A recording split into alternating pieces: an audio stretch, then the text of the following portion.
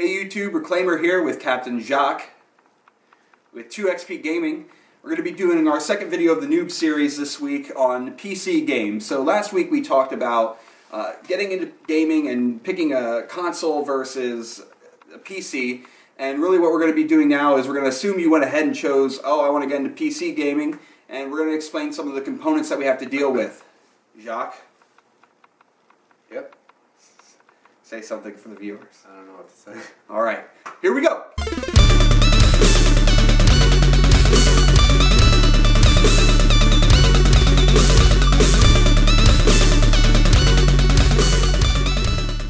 Okay, so again, we're going to be talking about PC gaming and what you need to do to get into the PC gaming world. This video is going to assume that you are, again, a noob and that you are just getting into gaming. That's the whole point of the series.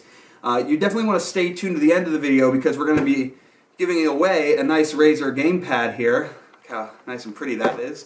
So we're going to go ahead and get started.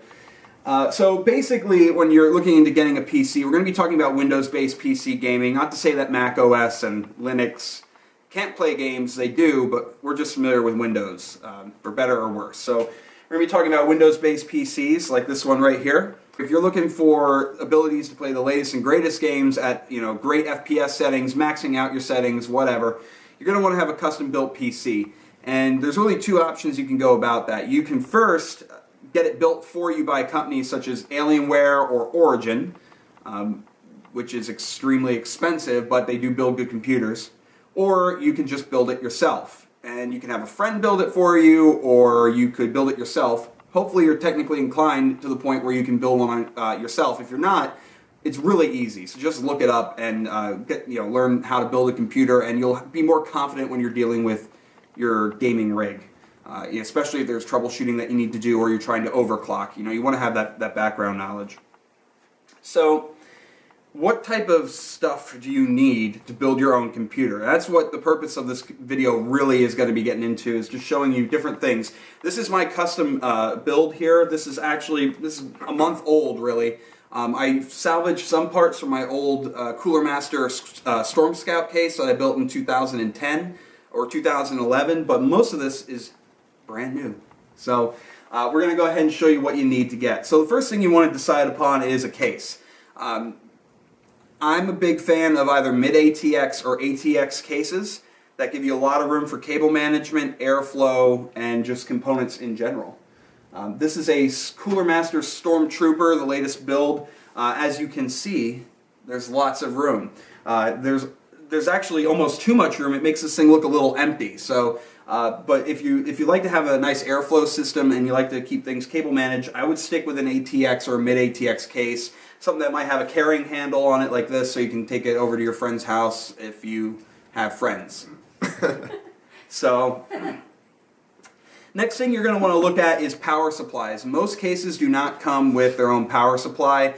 If it did, I probably wouldn't trust it. I'd like to source my own power supply. As you can see here, we are using a Corsair AX860. This is a 80+ platinum energy rating, so this thing is as efficient as power supplies can get. And it's 860 watts peak power. Now, you can notice here, and we're going to get into graphics card, I'm only running one graphics card. So 860 watts is plenty power for my CPU, all my fans, the graphics card, the RAM, and everything else. If you're going to be doing cards in SLI or Crossfire, you probably want to get something a little higher than an 860. Maybe you want to have 1,000 watts or more. Even 1.2 kilowatts. Yes. So make sure whatever power supply you do get, it has plenty of power to power all your parts of the machine. It gives you some room to expand in the future, and it has that 80+ rating. It could go from 80+ bronze to 80+ platinum. Also, if you have the extra money, you might want to scrounge on getting a modular power supply, because that allows you to only install the power cords that you need, and you can get rid of some of the other stuff. It gets rid of the clutter. Pretty nice. It does cost a little more, though. Alright, so the brains of the computer is probably what we're going to talk about next, and that's the CPU, the processor, which is hiding behind this Cooler Master Hyper 212 Evo heatsink and fan setup. I am using an Intel Core i7 4770K. If you're going with an Intel processor and you're looking to do overclocking of any kind, get something that has a K at the end, because that means it's an unlocked processor and it's going to allow you to overclock easier. AMD, if you're going to go with an AMD processor, you can get a quad core or a hex core processor. I don't know much software using hex core nowadays. AMD processors are cheaper than Intel, but from my experience, you get better performance out of an Intel. With all the benchmarks, the i7s outperformed the 8 cores actually quite significantly. There you go. So take it from that, the benchmarks. And for those of you out there that really have a lot of money to drop, you can go with like an Intel Core i7 Extreme Edition if you want to spend $1,000 to $2,000 on a processor. Save your money and just get a regular, Core i5, Core i7 unclocked if you're going to go with that. Motherboard. Motherboard really does not matter other than what I/O you want to have in the back. I am using an Asus ROG Formula 6. This motherboard retails for about $300, but I think you get a heck of a lot for that $300. This particular board allows me to do, I believe, triple video cards if I want to, so I can run 3-way SLI or 3-way Crossfire. I probably would never do that. We also have a dedicated PCB for the onboard audio, so you're going to be getting awesome audio quality out of this.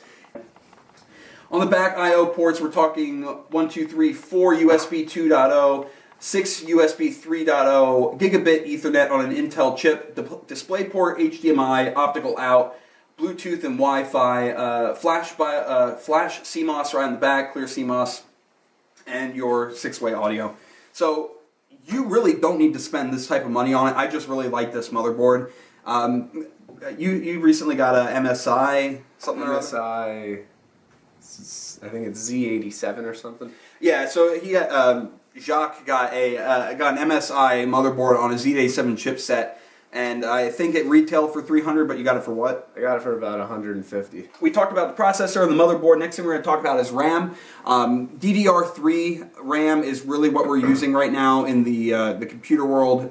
There is DDR5 RAM out there as well, but you normally see that on graphics cards and not so much your computer chipset. So they do have it in the new PS4 though. They do have it in the new PS4, which we will be doing in another video.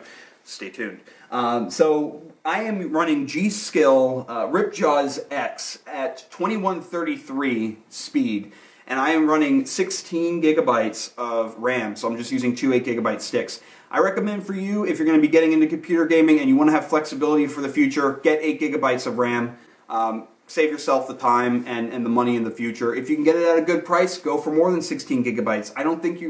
Go for more than 8 gigabytes. I don't really think you're going to need more than 16 gigabytes anytime in the near future. Most games are just calling for 4. Yeah, exactly. So there's no reason to waste your money on 16 gigabytes. Yeah, like I did. Like I did, yes. This guy did. So yeah, you want to get RAM that's DDR3 or higher running at, I'm going to say for gaming, you're going to want 1600 megahertz or more. Make sure your motherboard supports it. Definitely check, when you buy your motherboard, check the qualified vendors list with the motherboard to make sure the RAM that you're buying matches it. Next thing we're going to talk about is the graphics card. I'm not going to spend a lot of time on this because we're going to be doing videos on graphics cards and how to select them in the near future. But I'm using right now the XFX Double D running a Radeon 7970 GPU on it. So it's not last gen per se. It's a 3 gig card, right? Yeah, it's a 3 gig card. And I'm not going to get too much into it because we'll probably do like separate reviews and benchmarking. I can tell you I'm running Battlefield 4 on some ultra, like I have custom settings. So I'm running Battlefield 4 with some ultra and some high settings at 60 FPS consistently. Now, I would love to be getting 90 FPS or greater, and that's where the GTX 780 is going to be coming into play at some point in the near future. Not just yet because I just bought an Xbox One, and we'll be doing a review on that as well. So, and a comparison, Xbox One versus PS4. Yes. Which one really wins? Yeah, you're thinking it's going to be the PS4. It could be the PS4. It already won. Moving on. So, in general, no one can deny that a hard drive will not be as fast as a solid state drive. So if you can afford it, I would suggest getting a solid state drive for your OS disk and for your games, if because you're going to be a gamer, that's why we're doing this video, and then get a terabyte or higher hard drive, whatever you can afford, for your pictures and your movies and your Twitch stream recordings and anything else that you want. Put that on the regular hard drive. Put your fast-moving, important stuff on your solid-state drive. So we talked about that. Optical drives are optional. Now, and I have two of them. I have a DVD plus minus RW, and I have an LG Blu-ray burner. And I just have that because that's what I need to use in my day-to-day. But I can tell you that most folks are starting to get away from optical drives. If you even think about the new next-gen consoles, you buy the physical disc, but guess what you do? You just use it to download the game to the hard drive, and then you get rid of the disc. You can download from PSN and from Xbox Live the game right out of the bat. If you're going to be a PC gamer, there is no need for you to go into a store and buy a disc. You download it right from Steam or Origin or wherever you're getting it from. So you really don't need an optical drive. You can even install Windows from a flash drive now. So keep that in mind. I do recommend some type of DVD burner because you're probably going to want to burn a DVD from time to time or watch a DVD. So software. We're talking about Windows-based PCs. So you're going to need either Windows 8.1, which is the latest Windows version, or you can stick with Windows 7. Regardless of what you get a 64-bit version of Windows. Most games aren't even supporting 32 anymore. Yeah, exactly. So, and to be quite honest with you, I don't really know a lot of folks anymore that are running 32-bit software. If you get a PC out of the box, it's 64-bit, right away. That just allows your processor to work more efficiently. So 64-bit Windows 8.1 or Windows 7. I recently upgraded from Windows 7 to Windows 8.1 and I've had mixed results. I can tell you that I've gotten better gaming performance out of Windows 8.1 and I've also got faster boot times. But there is a very high learning curve to it, and there were also some issues that I had with Windows 8.1 in terms of Windows Update corrupting files, and I guess that was just typical Windows acting up on us, but I'm still a little mixed on Windows 8.1. If you want something that's stable and tested and true, probably stick with Windows 7 if you can. I would say get Windows 7 now, give it a year or two, and then see how 8 is performing then, because it just seems like there's a lot of technical issues that have been happening. And it's getting better. I mean, Windows 8 was not really optimized for desktop computers. It was for touchscreen computers. So now that Windows 8.1's out, they're fixing a lot of what I thought Windows 8 lacked, but maybe that would be the best thing. If you can get a copy of Windows 7 Professional or whatnot and get it 64-bit, install that now and then wait and see what Windows 8.1 or whatever they're running at that point has to offer. To get your games, you're going to need somewhere to get the games, right? And there's two main places that you can go, two main programs that you can use to get your games: Steam and Origin. Steam is made by a company called Valve. They originally came up with the Half-Life games and Team Fortress and all those fun games that really got us into computer gaming. They come out with Left 4 Dead? Left 4 Dead also, so the Left 4 Dead series as well. So that's Valve, and Valve owns and controls Steam. It's a free download. It's an awesome network. There are so many computer games available for Steam. Early alpha, early access games, indie games. There's a Steam workshop where people can create their own content for games. Walkthroughs, achievements, trading, microtransactions. You have your profile and your friends list just like you would on a console. I love Steam. It is the best. Amazing deals all the time. Oh, yeah. You can get about 10 games for $7. Yeah, it's crazy. And I mean, some of them are really stupid, like the Goat Simulator video that I did earlier. Stupid as hell game. I mean, I thought it was funny, but still, $10. Plague Inc. was, oh my gosh, $15. There's a lot of really good games on there, and they're pretty cheap. And they still have all the AAA titles, so you can go ahead and get most of them. Most of the AAA titles, I guess. Most of the ones not powered by EA. And speaking of EA, so EA owns and develops Origin. Origin recently got out of beta a couple months ago, even though it's been in use since 2011. And Origin really premiered when Battlefield 3 came out. And Origin is, I guess, EA's take on Steam. Not a big fan of Origin. It's buggy. It doesn't like to play well, but that's how you have to get Titanfall and Battlefield 4 and Medal of Honor. Anything published by EA is through Origin mainly. Yep. So if you like EA games, you're going to have to use Origin. And you know what? It's something that we all have to deal with. The games run fine, Battlefield 4 notwithstanding, but it has to run through Origin. It's not a good experience. And there are other things you can do, but most of the folks that are going to be gaming on their computers, it's Steam and it's Origin. Once you have those installed, go ahead and start playing your games.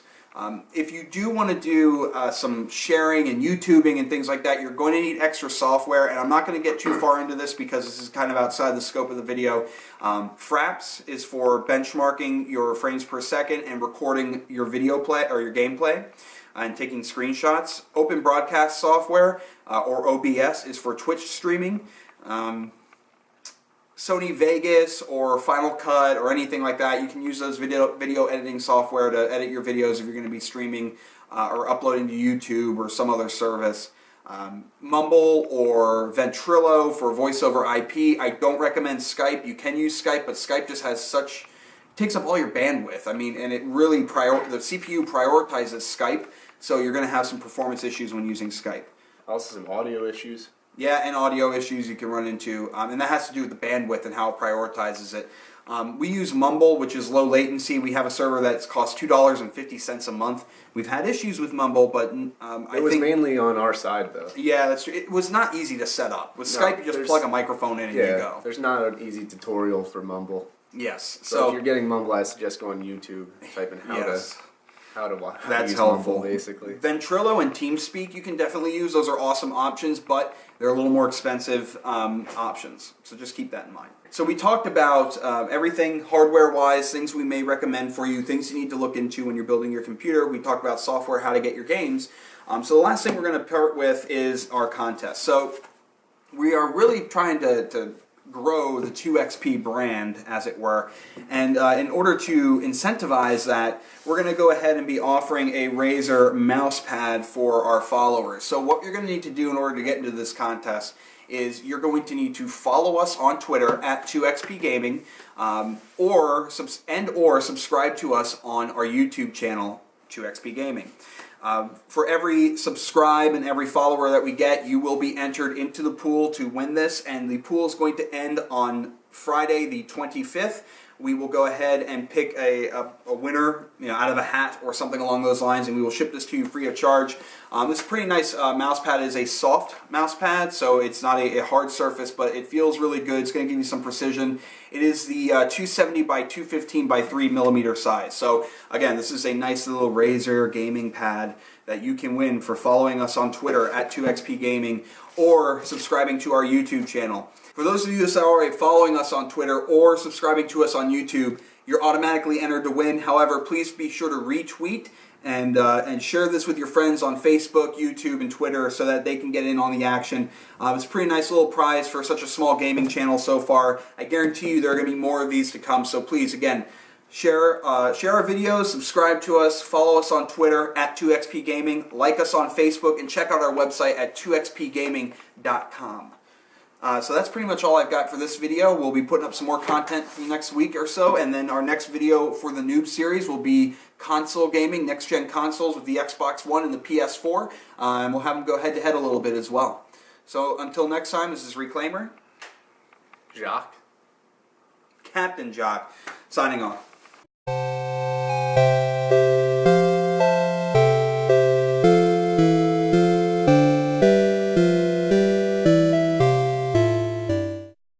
Whether or not you're going to build your own system or get a system out of the box, like something you would pick up at a Best Buy or a Walmart, what have you. Keep in mind, the PCs out of the box are not optimal for first-person shooter gamings or MMORPGs or basically any computer game. They're not really good for, unless you want to play... Minecraft. What? Minecraft. Tetris. Minesweeper. Etc. Sims. Minesweeper. Candy Crush. So, I'll work on that. So anyway, okay, good. It's so unnatural. I know, I feel so weird. Right?